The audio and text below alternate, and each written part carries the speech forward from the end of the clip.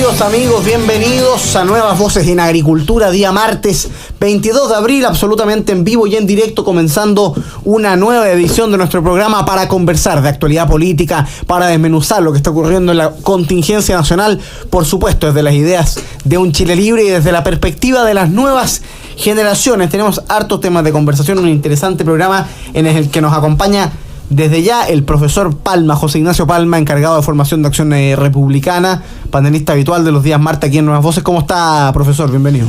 Bien, con una sensación agridulce, obviamente, por lo que ocurrió el día de ayer a propósito de la muerte del Papa Francisco, pero como decía ayer también en el programa Acción Republicana, también quienes creemos en la vida eterna no siempre las muertes son un motivo para estar tristes, ¿no? Sino que más bien momentos de esperanza, de recordarnos, ¿cierto?, de esa promesa que está ahí. Así que, bien, ya tendremos espacio para conversar el tema del Papa. Nos acompaña Carlos Sublet. ¿Cómo está, Carlos? Bienvenido. Un gusto estar hoy día acá reemplazando a la gran Paz Charpentier. Yo sé que van a haber varios fanáticos de Paz Charpentier que van a estar desilusionados, pero es lo que hay nomás. Van a estar desilusionados, eso no cabe duda. Pero Paz Charpentier va a estar aquí el día viernes probablemente, porque esta semana cambió su venida a Santiago. Viene de jueves a sábado. En general vienen los martes por el día. Así que hicimos un pequeño enroque y esperamos tenerla aquí el día viernes, como es habitual, una vez a la semana, nuestra querida Paz Charpentier, a quien le mandamos un gran saludo. Por supuesto, le damos la bienvenida a todos los que se van sumando a nuestra sintonía a través de Agricultura TV, el canal de YouTube de Radio Agricultura, a través de radioagricultura.cl, de la aplicación, de las distintas frecuencias y señales de la radio. Bienvenidos a Nuevas Voces y, por supuesto, contamos con su apoyo, con su like para difundir este programa. Partamos con lo primero, lo anunciaba ya José Ignacio Palma. Ayer algo se conversó, no pude participar porque tuve un almuerzo muy interesante que me adelantaron a la 1 de la tarde y nos reemplazó aquí Álvaro Iriarte, a quien aprovecho además de agradecer. Muere ayer en la mañana, 21 de abril, el Papa Francisco, ¿no? Nació en 1936, muere a sus 88, 89 años, después de haberlo visto el domingo recorriendo la Plaza San Pedro y saludando a los fieles en el día de domingo de Resurrección. Papa que había estado bastante enfermo en las últimas semanas, estuvo hospitalizado un buen tiempo, con evidentes dificultades respiratorias. Parte al encuentro con el padre, el Papa Francisco, con lo cual evidentemente la conversación que se ha abierto en el plano internacional, pero también en Chile, es en torno a cuál es el legado, cuál es la impronta del Papa Francisco de un papado que dura unos no pocos 11 años, 12 años, considerando el 2025. No es poco, ¿ah? Es casi un 50% más de lo que duró el de Benedicto XVI. Y que además, bien sabemos, el Papa Francisco llega a la sede del Vaticano con una iglesia en turbulencia, ¿no? Viviendo momentos complejos en materia de abusos sexuales, en materia de abusos de conciencia por parte de muchos clérigos, pero también en un momento financiero con muchas dificultades en el Banco Vaticano, al ir a una reforma importante a la curia romana. Es decir, al Papa le tocó una iglesia en un mundo además evidentemente secularizado, en un mundo cada día, yo diría, incluso una Europa anticatólica. José Ignacio Palma, ¿cuál es la impronta, el legado? ¿Qué deja el Papa Francisco? ¿Qué parte con él? ¿Qué se queda? Yo creo que la muerte de Papa siempre es un acontecimiento, ¿no? Quizás cada Papa habla un poco del signo de los tiempos y su legado también tiene que ver, efectivamente, como tú dices, con el signo de los tiempos. Juan Pablo II todos lo recordamos, además por su tremenda amabilidad y capacidad para evangelizar, de la posición de la Iglesia, ¿cierto?, en esos tiempos al comunismo, este tiempo de transición entre la Guerra Fría hacia la democracia liberal. A Benedicto XVI, por supuesto, en una modernidad ya afiatada, donde la secularización empieza a ser un tema muy profundo, y Benedicto XVI insistiendo siempre en esta idea de que la razón, la fe, el amor y la verdad son cuestiones de su vida compatibles. Y Francisco, por supuesto, muchos medios enfatizan esta iglesia que se abre a los tiempos. A mí no me gusta tanto esa frase porque siento que lo hace parecer como que él está tratando de hacer un giro en la iglesia de una suerte de 180 grados, y la verdad es que lo que yo creo que hace Francisco es afrontar los desafíos del presente desde la posición de la iglesia. El papado de Francisco no deja de ser el papado de una iglesia católica. Eso se nota, por ejemplo, en Laudato Si, Probablemente la encíclica por la que va a ser más recordado, que es la que aborda el tema medioambiental, el cuidado de la casa común, como dice él. Pero uno la lee y ve la otra, si no es una encíclica progresista, ambientalista, extrema, ni nada por el estilo, sino que aborda el tema del cuidado de la casa común desde la perspectiva de la Iglesia. A mí me gustaría enfatizar en qué cuestiones hay continuidad, incluso con Benedicto XVI. Hoy había un comentario en la mañana que me pareció muy acertado, y un dato que no es muy conocido. La primera encíclica de Francisco, Lumen Fidei, fue escrita en su mayor parte, en verdad, por Benedicto XVI antes de renunciar. Así es. Y Francisco la terminó de escribir. Un poco de gesto de Francisco de decir, yo me siento identificado también con el papado de Benedicto. De hecho, él reconoció el año pasado que el año 2005 votó por Benedicto XVI. En temas de preocupación por los más desvalidos, por ejemplo, el New York Times ayer ponía una perspectiva crítica del Papa Francisco. Decía, oye, por una parte fue el Papa de la justicia, de mirar a aquellos que viven injusticia, ¿cierto? Pero también fue un Papa divisivo porque mantuvo la posición de la Iglesia en el tema del aborto. Bueno, déjenme decirle a esos críticos que lo que ha hecho el Papa Francisco es simplemente afirmar la visión de misericordia y justicia que tiene la Iglesia Católica, mirando por los más débiles, incluyendo, cierto, por supuesto, a las personas que están por nacer. Así que yo creo que lo del Papa Francisco es de continuidad en muchos aspectos, pero al mismo tiempo de mirar a los desafíos modernos, por supuesto, desde la perspectiva de la Iglesia, y también hablando de su lenguaje, el lenguaje de los jóvenes. Creo que en eso sí tuvo quizás logró destacar de alguna manera que quizás a otros papas no habían logrado sintonizar tanto. ¿Cómo lo ve Carlos Sublet? Creo que también hay otra cosa que me gustaría poner como sobre la mesa, y un poco como en este caso la muerte por la cual hemos rezado mucho del Papa, también te indica, y la conmoción que se produce, la noticia alrededor del mundo, cómo los medios han tomado también esto, te habla de un líder global finalmente. Es un líder que logra llegar a distintas partes del mundo y a distintos países, independiente de también de la religión que se pueda profesar en cada uno de esos países. También me gustaría como un poco destacar el proceso que se va a vivir ahora. Es decir, va a haber una elección de nuevo Papa, y creo que todo el mundo ya se ha ido enterando un poco de cómo funciona, han habido películas al respecto, entonces como que ya la gente ya está un poco más interiorizado del proceso.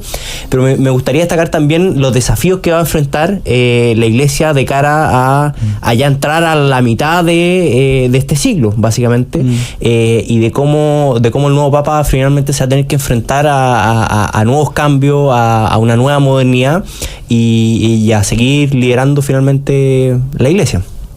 Fíjate que solo un par de comentarios a propósito de la muerte del Papa. Lo primero, hay un desafío que es difícil, lo conversábamos cuando veníamos en camino. Hay un desafío que es difícil, y que es el de entender, analizar la figura del Papa Francisco y en general el rol del Papa y lo que pueda venir con un futuro Papa, lo más alejado posible de las etiquetas o las categorías de la política, ¿no?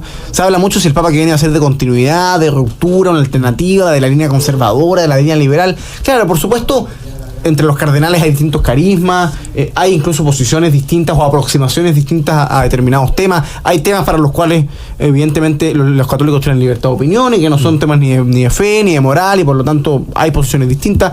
El Papa Francisco evidentemente tenía una posición política, y él la hizo ver varias veces, posición que yo por supuesto no comparto en nada, pero la gracia, si podemos llamarlo así, la gracia de la muerte del Papa Francisco y de la conmoción que ha generado a nivel mundial, porque esto le gusta o no de New York Times, ¿no? Le gusta o no al progresismo campante, esto tiene en velo al mundo. La muerte del obispo de Roma, del sucesor de Pedro, del vicario de Cristo en la tierra, dulce Cristo en la tierra, decía Santa Catalina de Siena, tiene en velo al mundo.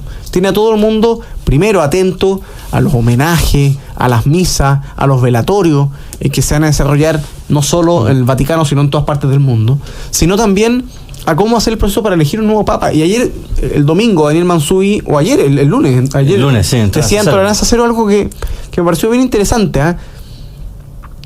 Incluso en un mundo en que la fe parece estar reducida con suerte a lo privado, o busca ser esquinada hacia lo meramente privado, tanto la voz de Francisco como de Benedicto XVI, como de Juan Pablo II, han sido voces autorizadas, relevantes y respetadas a nivel internacional.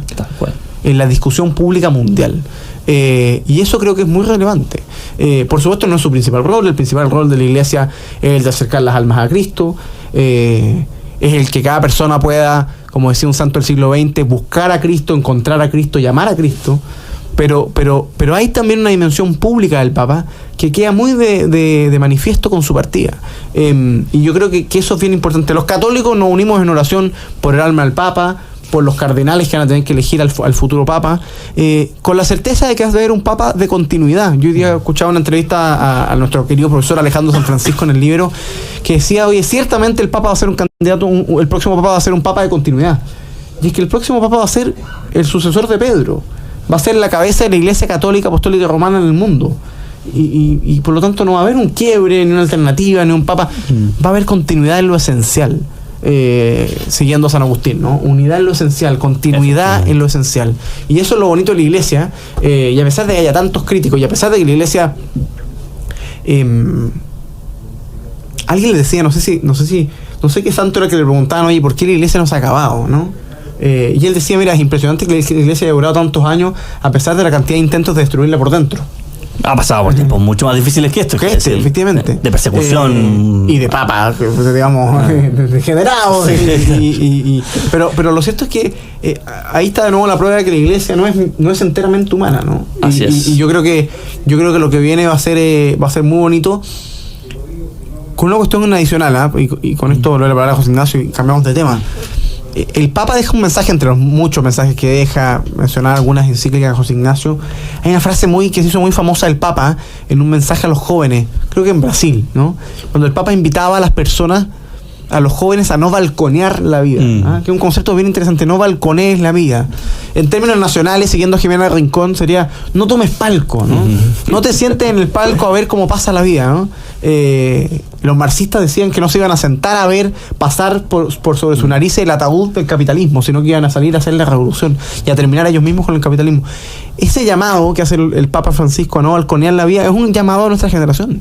Es un llamado a la acción.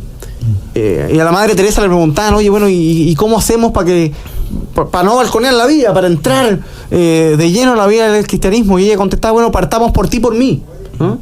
El mensaje de Francisco y de la Iglesia, creo yo, es el de poder transformar el propio corazón para salir a la entrega a los demás y contribuir a difundir el mensaje de Cristo. Y creo que el Papa Francisco, con sus matices, con su carisma, con su estilo, muchas veces provocador, muchas veces demasiado directo, algunos podrían decir hasta bruto en algunas declaraciones, sin duda fue un aporte y un testimonio de la sencillez de Cristo, del mensaje de Jesucristo, y de que la fe católica es una fe universal, es un llamado para todos. Y eso, ahí está la riqueza y la validez eterna que va a tener. Es muy lindo también, hecho que han destacado en hartos medios, que el Papa Francisco, uno de sus últimos gestos antes de morir fue estar presente en una cárcel en Roma, mirando justamente a aquellas personas que por circunstancias de la vida han delinquido, muchas de ellas buscando perdón, y que esa piedad por supuesto se necesita. Y creo que ese tipo de acciones le han generado un respeto tal para que hoy día, aparte de lo que sumado a todo lo que ha dicho Tomás, yo estuve ayer en la misa en la catedral que organizó el Monseñor Fernando Chomalía para hacer memoria de Papa Francisco, y estaba realmente repleta. No cabía un alma más en esa iglesia. No es primera vez que la veo así en este último tiempo. Creo que Chomalí ha hecho un buen esfuerzo en ese sentido de volver a convocar a las iglesias, y yo lo vi también en distintas redes sociales, como esto ocurrió también en distintas ciudades de Chile, etcétera, etcétera. Así que ojalá este tipo de situaciones sirvan para no que sean una excepción dentro de lo que es el año, sino que ojalá haya una continuidad. Dicho eso, y respecto a las interpretaciones políticas de repente que hay sobre el cónclave, yo me fijaba ayer, quizás nuestros auditores ya la han visto, lo comentábamos también en el camino para acá, que la película Cónclave, que estuvo nominada al Oscar, sí, y todo el cuento, estaba primera en Amazon Prime. Obviamente falleció el Papa Francisco, todo el mundo quiere saber cómo un cónclave funciona. Yo le diría a nuestros auditores que esa película hay que mirarla con ojo, ¿ya? ¿Por qué? Porque es una película que hay muchos detalles que obtiene muy bien, desde las vestimentas, el tema del anillo cuando el Papa fallece, etcétera, etcétera. Pero también es una película mucho más House of Cards, mucho más política, hollywoodense. mucho más hollywoodense de lo que esto en verdad es. Creo que una de las cosas que se enfatiza poco, de hecho, en el tiempo que están encerrados, es lo mucho que se reza durante un cónclave, lo mucho que se pide por la intercesión del Espíritu Santo. Y además que, como bien decía Tomás, acá las claves no son las de un congreso, donde todos los de derecha se calzan con lo que se cuadran con el de derecha y los de izquierda con el de izquierda, sino que aquí estamos... O sea, yo ya dije un ejemplo delante.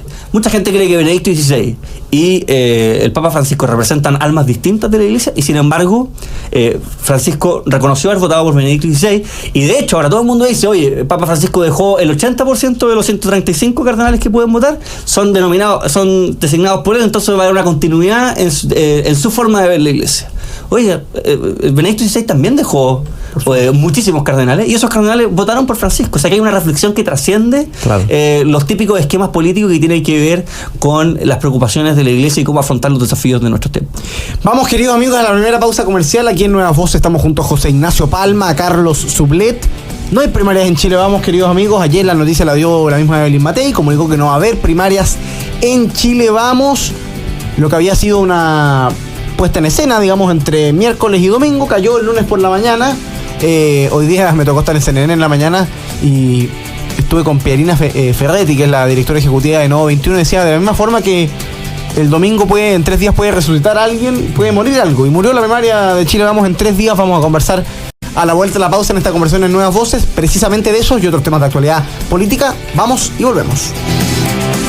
Estamos de vuelta, queridos amigos, con su programa Nuevas Voces en Agricultura, absolutamente en vivo y en directo. Estamos conversando con José Ignacio Palma y Carlos Sublet. Le damos la bienvenida, por supuesto, a los que se van sumando a nuestra sintonía en las distintas plataformas de Radio Agricultura. Vamos a conversar sobre las fallidas primarias de Chile Vamos, pero antes, por supuesto, vamos a saludar a todos los que nos escriben por el chat en directo en YouTube, a Clux Max, Hanna Barbera Productions, a José Luis González, Javier Quesada, Pablo Marambio, Mónica Cáceres, Luis Felipe Urriola, Rosa Inés Montenegro Flores, que nos manda saludos, Rodrigo Codocedo, también nos escribe Sergio Montero, John Celis, Elizabeth Vega Caranza, que nos escribe desde Coquimbo. Saludos también para Silvia Yancamil, para Día Fotografía, para Paula Benavides, para Opinión Libre, Marco Antonio Maya, que nos escribe desde Alaska. Saludos para Jaime Gaete, saludos también, por supuesto, para Sergio Riveri, que nos escribe, Marcela Sabe del Río, que dice que gusto escuchar a jóvenes católicos comprometidos con conocimiento. Muchas gracias. Gracias para ella y por su sintonía y comentarios. Saludos para Gonzalo Azócar, para Opinión Libre. Saludos también para Miguel Santander. Saludos para Alto Cafetería, para Sergio Montero, para Amador Hidalgo, para Héctor Díaz. Saludos también, por supuesto, para Marcel Luque y tantos otros que nos escriben y le ponen like. Ya superamos, por supuesto, los 100 me gusta y seguimos creciendo en el chat en directo en YouTube. Antes de retomar la conversación, vamos a saludar a los que hacen posible este programa. Les quiero contar que durante abril en Caja 18 puedes obtener un crédito social con hasta 40% de descuento en la tasa y además participar en el sorteo de 18 premios de 100.000 pesos. Conoce más detalles en www.caja18.cl. Caja 18, la mejor caja para Chile. La Universidad San Sebastián presenta su nueva ciudad universitaria USS, un nuevo polo académico y científico en ciudad empresarial que impulsa la ciencia y la innovación. Y en Colliers Chile tenemos el lugar perfecto para tu negocio. Te ofrecemos la más amplia gama de propiedades comerciales en venta y arriendo en las zonas más destacadas del país. Contáctanos en info@colliers.cl o al 22-496-500. En Colliers Chile tenemos el lugar perfecto para tu negocio. Y Grupo Educar está construyendo el futuro de la educación media técnico profesional en Chile. Conoce más sobre nuestro trabajo en www.grupoeducar.cl. Y una especial, queridos amigos, avísale ya a tu persona favorita que volvió el 2x de Viajes Falabella. Un viaje el doble de bueno. Cientos de destinos y paquetes, todo incluido para disfrutar como reyes, solo en Viajes Falabella. Volvemos con la conversación junto a José Ignacio Palma y a Carlos Sublet. Fallidas primarias en Chile Vamos. Se ha criticado la improvisación. Francisco Chaguán renunció a RN para ser candidato a la primaria. No hay primaria. Rodolfo Carter la venía pidiéndose harto tiempo. No le dieron primaria. Luciano Cruzcoque, que había sonado a mi juicio, como una persona que se había ofrecido para participar de la primaria para que el cuento resultara, me parece, en buena lid. Tampoco participará. Va a primera vuelta Evelyn Matei. ¿Qué te parece, José Ignacio Palma? A ver, dos cosas. La primera es que yo presentía que esta primaria no iba a terminar siendo, digamos, porque me parecía que era demasiado evidente que se estaba fraguando de manera tal de que fuese una primaria ficticia, de cartón, como se ha dicho en distintos medios. Yo me pongo en el lugar de Rodolfo Carter y digo, yo voy a una primaria y quiero ir a competirle a Evelyn Matei porque es la candidata que hoy día en el fondo le va bien en la encuesta, qué sé yo, y creo que puedo ganarle, digamos. Pero si tú me dices que sacas a dos candidatos de partidos que ya habían proclamado a Evelyn Matei, no para terminar de completar una primaria, sino una primaria no requiere de 4 candidatos, puede ser perfectamente de 2, como fue lo de la Longueira con Alamán, la de Jaume con Boric.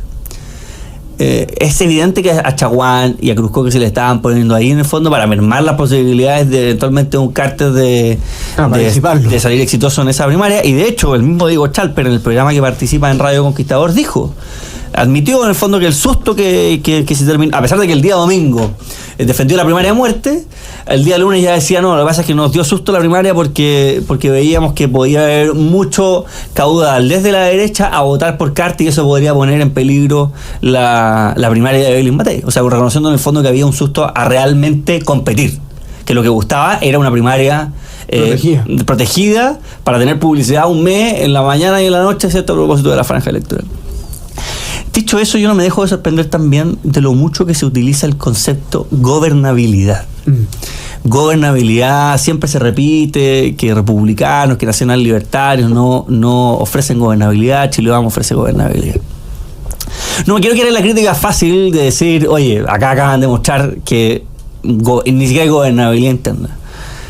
Yo quiero recordar cosas a nuestro auditorio. O sea, ¿cómo puede ser que a una coalición política, un conjunto de líderes y técnicos, que son prácticamente los mismos hoy día, a los que les ocurre las manifestaciones del 2011, a los que les ocurre con mayor fuerza todavía el estallido insurreccional del año 2019, puede decir que da garantías de gobernabilidad?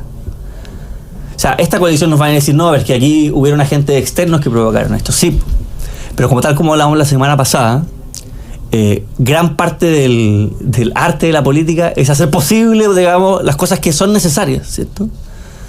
Y si tú obviamente no tienes un gobierno, no solamente con capacidades técnicas, sino también con capacidad de mover las discusiones, de plantear los ejes de discusión de política pública y los ejes de discusión cultural, entonces evidentemente que el adversario va a ser el que te ponga la pauta al nivel que lo hizo el Frente Amplio en su forma de movimiento estudiantil el año 2011 y como lo hizo incitando, por supuesto, a la violencia que vivimos el año 2019. Es un mito total hoy día que la centro derecha ofrezca gobernabilidad. ¿Cómo lo ve Carlos Sublet? Yo creo que además estos llamados de unidad que vienen siendo hace mucho rato y que de hecho en esta misma radio, a mí que me toca escucharlos todos los días de la semana, lo hemos dicho muchas veces, este llamado de la unidad son llamados de unidad comunicacionales, nunca se contactaron con otros candidatos y cuando ya se empieza a ver una especie, como yo lo llamaría, una ansiedad electoral en que, oye, en la encuesta tocaste un techo, incluso va bajando a poquito, se empiezan a llegar la fecha fin para las primarias. En la izquierda se ve una primaria que está bien coordinada, desde la Democracia Cristiana hasta el Partido Comunista. Empieza esta ansiedad electoral de no saber qué hacer porque se te puede caer finalmente el candidato. Y en menos de 3 días, además con una Semana Santa entre medio en que aparecían noticias, salían noticias y todo el cuento, tratan de armar una primaria artificial, como bien decía Ignacio Palma, que se termina cayendo el día lunes y que además la primaria no la anuncia ninguno de los presidentes de los partidos políticos, no la baja ninguno de los presidentes de los partidos políticos, la termina bajando la misma candidata, que podríamos considerar que una de las interesadas en que se baje finalmente la primaria. Entonces yo creo que también hay una cierta ansiedad electoral al interior de Chile Vamos, que yo creo que en algún minuto les va a terminar pasando la cuenta, y si su candidata, que ahora esperemos que ya sea su candidata definitivamente y la corroboren y no traten de armar algo de aquí a que se acabe el plazo para las primarias, claro, por eso todavía algo puede pasar. Esperemos que no terminen dándole la espalda de un minuto a otro porque sigue bajando en las encuestas, que es lo que yo veo, que mientras más baja la encuesta, más ansiosa se pone la gente. Y por último comentar este como intento de traspasarle la culpa a Republicano, al Partido Nacional Libertario, a Kast, a Johannes Kaiser, porque no se pueden hacer las primarias. O sea, desde que se empieza la carrera presidencial, se señaló que no se iba a ir a primaria, se repitió una y mil veces que no se iba a ir a primaria, que se quería ir a primera vuelta, que sean todos los chilenos los que puedan elegir cuál es el presidente que quieren ver en segunda vuelta. Entonces, este intento como de traspasarle la culpabilidad, yo no sé, lo encuentro un poco cara de palo. Mira, yo no me voy a referir a esa declaración de Matei culpando a Kast y a Kaiser. Yo creo que ya todos los que nos escuchan, sean partidarios o no de la primaria, porque hay personas que legítimamente pueden creer que todos los candidatos de la derecha tienen que ir a primaria y tienen que ir un único candidato en primera vuelta. Yo pienso distinto, creo que a la derecha le conviene que haya dos candidatos en primera vuelta.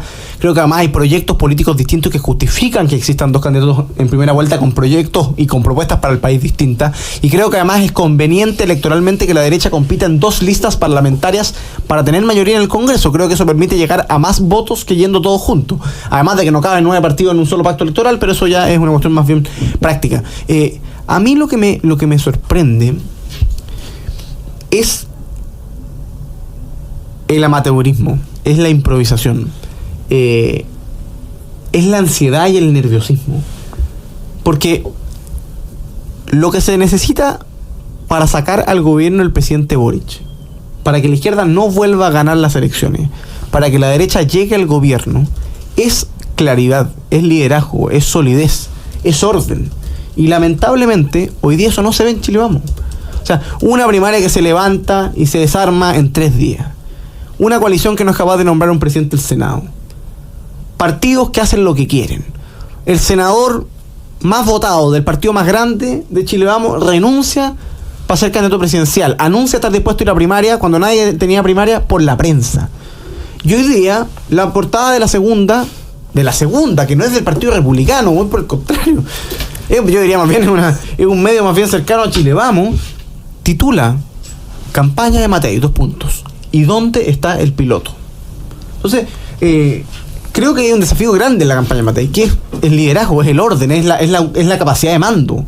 Es decir, aquí esta es la línea que se sigue, porque eso va a ser muy relevante. Porque no hay que perderse en una cosa, evidentemente el candidato de oposición que pasa a segunda vuelta va a requerir del apoyo de los otros candidatos.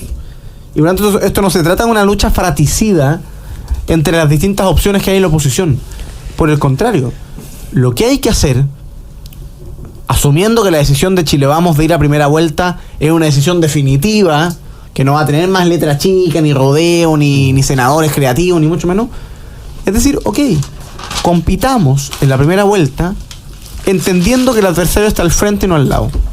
Entendiendo que la misión de la oposición es reemplazar al gobierno del Frente Amplio, es plantear una alternativa política al desastre que le va a legar a Chile el gobierno de Boric. Y que en materia parlamentaria vamos a competir con 2 listas. De la misma forma, enfrentando las listas de izquierda, recorriendo Chile con más candidatos desplegados en la calle, con más recursos, con más medios, abarcando un abanico más amplio de electores. Y que en segunda vuelta debe haber unidad total, granítica, sin fisuras, desde el primer hombre del candidato presidencial hasta el último de su comando. Nada que ir de vacaciones, que me voy a Italia, que yo me voy a vivir a no sé dónde, que yo mando un listado, un protocolo de compromisos democráticos. Todo eso es chimuchina. Si es verdad que Chile está primero, y dado que en Chile tenemos segunda vuelta, en segunda vuelta el apoyo tiene que ser total. Tiene que ser total. Y yo creo que le llamamos ese. Es a competir en buena lid de cara a la primera vuelta presidencial. Queda mucho por delante. Algunos creían que la campaña estaba jugada, que Matei ya era presidente, algunos ya se creían ministros. O sea, quedan muchos meses. Y en 2 semanas pueden pasar muchas cosas. Exactamente. Matei en Criteria bajó 6 puntos en 2 semanas. En Cadem bajó 3. Oye, si vuelve a bajar así la próxima semana, queda empatado con Kast y Kaiser. Y el escenario se rebaraja. Y hoy día vemos una izquierda, lo mismo pasa en la izquierda, vemos a Jara con 5, Toá con 5, Winter con 3, pero después de la primaria va a haber un candidato. Y ese candidato va a marcar 15, 18, va a estar segundo, va a estar tercero. Entonces, la magnitud del desafío requiere, insisto, orden, liderazgo, claridad, y no improvisación, no amateurismo, no pequeña política, sino la política grande, esa que piensa en el horizonte país, en cuál es el proyecto de cambio que le va a ofrecer a Chile, en por qué es distinto que gobierne alguien de derecha a que gobierne nuevamente el Frente Amplio, o como mucho les gustaría, a que gobierne el socialismo democrático, a que resucite la concertación, porque no es eso lo que Chile necesita. Oye, y te comprometo muy breve con los comentarios de Tomás Moschati hoy día en la mañana en Radio Bio Vivo, y también de Fernando Villegas en su canal de YouTube, haciendo referencia a esta subida lenta pero firme de José Antonio Kast en la encuesta, demostrando o haciendo ver un plan, una estrategia tanto electoral como de propuesta de gobierno en el fondo, que ha sido consistente en el tiempo, que todas las semanas se están presentando propuestas en materia de seguridad, en materia de salud, en materia tributaria. Hoy día lo vamos a hablar en el próximo módulo, en materia de natalidad, que es uno de los desafíos importantes que tiene Chile hoy día, y sumando al equipo gente tan relevante como lo es el general Vial, Enrique Basaletti, Luis González de Gendarmería, mostrando en el fondo que oye, la gobernabilidad, volviendo al concepto, no se ofrece, no es un eslogan, se ofrece a través de propuestas serias que se van presentando en el tiempo y se van afinando, por supuesto, y también de caras que permiten que esas propuestas en el futuro, cuando se sea gobierno, se vuelvan realidad. Y me parece que eso es algo que no hay que mirar en menos, digamos, ese crecimiento que muchas veces a lo mejor se ve opacado también por el querer conversar de la bajada de materia, ¿no?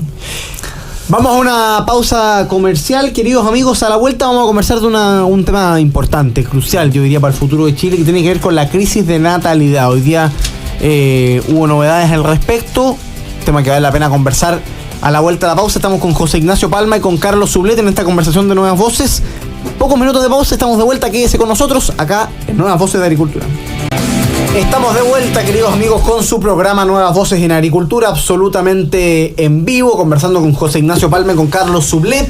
Y les tenemos una invitación especial, especialmente a la gente joven, particularmente a los jóvenes que nos están escuchando hoy día en Nuevas Voces de Agricultura. Este sábado, 26 de abril, es el Encuentro Nacional de Jóvenes por Kast, del Comando de Jóvenes por José Antonio Kast. Si tú eres joven y nos estás escuchando y quieres participar de este encuentro nacional en que estará el candidato presidencial del Partido Republicano, José Antonio Kast, anda al Instagram de la Juventud Republicana y en su biografía está el link de inscripción para participar del encuentro este día sábado 26 de abril en el Encuentro Nacional de Jóvenes por Kast. Vamos a estar junto a Carlos Sublet, va a estar José Ignacio Palma, creo que habla Palma además.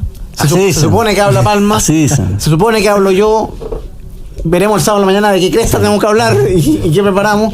Pero va a estar José Antonio Kast, que es lo importante. Más de 500 inscritos ya en la sede del Partido Republicano en Presidente Errázuriz en Las Condes. Así que los jóvenes que nos están escuchando que quieran participar del Encuentro Nacional de Jóvenes por Kast, ya saben, en el Instagram de la Juventud Republicana pueden inscribirse para participar. Jóvenes y no jóvenes. Si usted no es joven y quiere participar, inscríbase igual y participe. De hecho, Pablo Marambio ahora preguntaba, ¿qué es joven? Mira que aguanta harto la palabra. Joven es un espíritu, es una forma de ver la vida. No, si usted quiere participar, inscríbase igual y vaya, puede estar con José Antonio Kast ahí en... Oye, alcanzo a hacer una recomendación muy cortita también. El día de mañana parte un nuevo curso de acción republicana a través del canal de YouTube que se llama Las Nuevas Derechas, donde vamos a estar con invitados internacionales y también nacionales, el mismo José Antonio Kast, hablando sobre qué cuestiones de Estados Unidos, de El Salvador, de Italia, de España, de Argentina, por supuesto, son cosas que en estos países en el fondo donde han surgido estos fenómenos de una nueva derecha, qué cosas como proyectos republicanos se recogen de cara a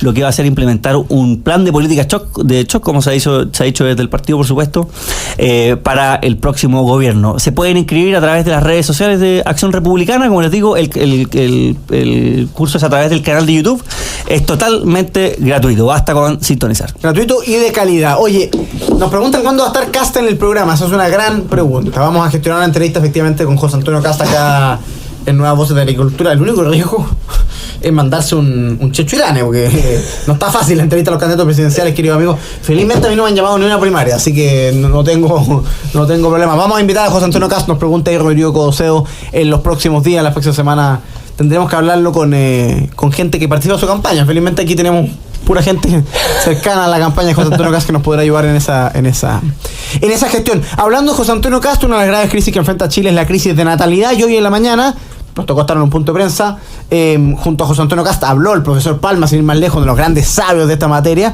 para combatir la tremenda baja de natalidad que enfrenta Chile. Un bono de 1 millón para madres y otro bono o asignación de 1 millón de pesos para cada hijo. El plan Chile Renace, anunció José Antonio Kast, que incluye una asignación universal por hijo nacido, exenciones del impuesto a la renta de manera escalonada para la familia, reestructuración de la asignación familiar y potenciar la sala cuna universal. Esto es un tema crucial, ¿no? La baja natalidad, no solo en Chile, en el mundo, es una crisis la que se está viviendo en todo Occidente. José Ignacio, cuéntanos un poco las causas de esta crisis, profesor Palma. Sí, a ver, bueno, la situación de Chile es realmente dramática. O sea, solamente hay 14 países con una peor tasa de natalidad que la nuestra. Entre esos países se encuentran Corea del Sur, Singapur, Taiwán, hartos países asiáticos, ¿cierto?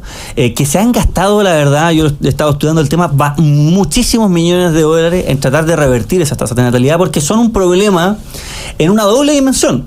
Por una parte, una dimensión práctica. Los países que tienen menos jóvenes, y por tanto esos jóvenes también luego tienen menos hijos también, a la larga son países que se van envejeciendo y por tanto hay una crisis de fuerza laboral, por supuesto. O sea, si un país apunta a mantener el nivel de crecimiento, de industria, de trabajo que tiene, el que la tasa de natalidad vaya así en picada es un problema bastante grave en el mediano y largo plazo. Yo también insisto mucho en que esto es un problema fundamentalmente desde el punto de vista cultural, ya lo hemos conversado aquí antes. Creo que mucha gente joven ha dejado de ver el formar familia como un camino de realización humana. Y por tanto lo que hemos dicho hoy día en la pauta de prensa es que, por una parte, acompañado de este foco que tiene que ser cultural, que es sumamente necesario, es lo que ha faltado en estos países asiáticos donde a pesar de esos millones de dólares no se ha logrado revertir la tasa de natalidad. En países como Hungría o Israel sí se ha logrado cuando ese enfoque cultural también va acompañado en el fondo de estas medidas de apoyo económico, porque efectivamente uno ve los datos muestran que hay gente que sí tiene la intención de tener hijos, pero no siente que tenga el apoyo económico para poder hacerlo, o muchas veces personas tienen uno y dicen, ok, con esto es suficiente, porque la verdad es que la educación es cara, la salud es cara, la vivienda es carísima. Una de las propuestas con las que a mí me gustaría también que avanzáramos en el futuro, y que en Hungría la verdad es que ha funcionado bien, es esta idea de que también hay un mejor subsidio a la vivienda según la cantidad de hijos que tú tienes. Eso para la gente joven es win-win, porque por una parte gente joven que quiere ser papá, mamá, no puede hacerlo porque no tiene los recursos, y al mismo tiempo hoy día cuesta más que nunca tener casa propia, ¿cierto? Entonces el sueño de la casa propia acompañado además de la posibilidad de formar familia. Yo creo que es un conjunto de propuestas bastante integral y que esperamos, siendo gobierno, poder aplicarlas. Antes de la palabra, Carlos Sublet, debo decir que preguntaron en el punto de prensa qué ocurría con los migrantes, que nos lo comentan aquí en los comentarios. José Antonio Kast fue muy claro, ningún beneficio para migrantes irregulares, ningún tipo de acceso a servicios públicos. Por el contrario, aquellas personas que hayan entrado de forma irregular no podrán regularizar su situación y serán reconducidas afuera del país. Esa fue la posición de José Antonio Kast, prístina y clarita como el agua. Carlos Sublet. Sí, yo quiero valorar este tipo de propuestas, porque la verdad es que en una campaña muchas veces se hablan de temas económicos, de temas de seguridad, que no les voy a sacar la importancia, son súper importantes, pero existen otras crisis, tal vez en Chile, que tal vez son un poco más lentas, menos fáciles de ver, como por ejemplo la crisis de natalidad. En su minuto fue la crisis de vivienda, que de un minuto a otro nos dimos cuenta que había una crisis de vivienda, pero como que empezó de a poquito, y poner este tipo de temas sobre la palestra yo creo que es una buena señal, especialmente en un año electoral donde se van a medir distintas fuerzas políticas. En ese sentido también poder hacer el énfasis en algo que, bueno, mientras estábamos en el punto de prensa me sorprendió lo que dijo el profesor Palma, que además felicitaciones, porque creo que el primer punto de prensa que te nunca veo me había tocado, sí. Así que muchas felicitaciones. Este cambio cultural, vocero ya de la campaña de José Antonio prácticamente, este cambio cultural lo encontré bastante interesante entre Hungría e Israel, que buscaron finalmente dar un cambio cultural en que la gente quisiera tener hijos. En cambio países como Corea y Japón, que son sociedades con mucha plata, es solamente un incentivo finalmente económico que llega hasta cierto punto, y en ese sentido es bien impresionante ver cómo las sociedades, tanto coreanas como japonesas, están muy desacostumbrados, por ejemplo, a tener niños. O sea, a ver niños. El caso de China es dramático. No, y por ejemplo, voy a comentar una banalidad, pero en todo el rato que paso en TikTok me aparecen videos de gente que va con guaguas a Japón y la gente se vuelve loca porque no conoce a la guagua, nunca la ha visto. Es bastante impresionante. Entonces, es bastante bueno, bastante valorable este tipo de propuestas, y qué bueno que se sigan encontrando problemas que tal vez no son tan claros o tan fáciles de ver, pero que se presenten propuestas para poder solucionarlo, o por lo menos para poder darle una pausa en el corto plazo.